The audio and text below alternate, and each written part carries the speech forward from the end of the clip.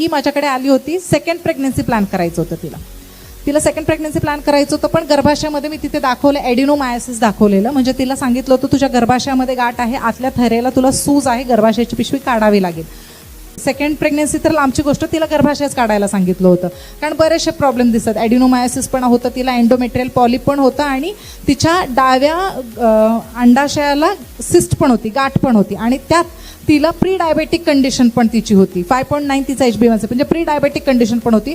तिला डॉक्टरांनी फक्त काय केलं, गर्भनिरोधक गोळ्या दिल्या, आणि ती बरेच वर्ष फक्त गर्भनिरोधक गोळ्यांवरती होती, ORL वरती, आणि आयनचे टॅबलेट्स ती घेत होती.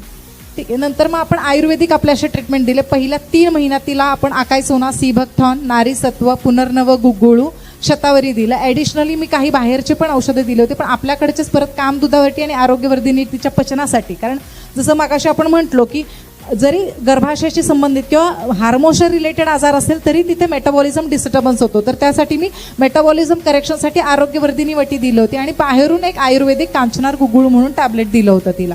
आणि नंतर मग 4थ्या-5व्या जेव्हा ते रिकवर झालं, तिचं गर्भाशय सगळं रिकवर झालं, मग त्याच्यानंतर 4थ्या महिन्यापासून मी तिला गर्भ राहण्यासाठी आयुर्वेदिक औषधं बाहेरूनच दिलं होतं. हेही फलघृत ॲडिशनलमध्ये, वरचे तर दिलेच, पण ॲडिशनली फलघृत ॲड केलं होतं. आणि 6व्या महिन्यामध्ये ती प्रेग्नन्सी पॉझिटिव्ह UPT किट घेऊन ती आली होती. तिला एवढा आनंद झाला होता दाखवायला की तिची प्रेग्नन्सी कन्सीव्ह झाली.